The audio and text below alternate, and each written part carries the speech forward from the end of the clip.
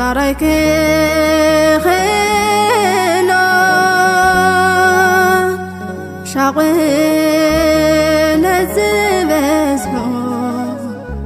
ሕይወታይክ ሰግሮ ቅረበኒ ኢየሱስ ዘይክፍል ሞ ናይ መንባረይ ትርጉም ንስኻ ኢኻ ሞ ካባኻ ተፈልየ ባረይክ ኸሎ ሻቕነ ዝበዝሖ ሕይወታይክ ሰግሮ ቅረበኒ ኢየሱስ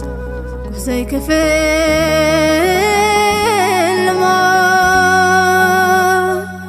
ናይ መንባረይ ትርጉም ንስኻ ኢኻ ሞ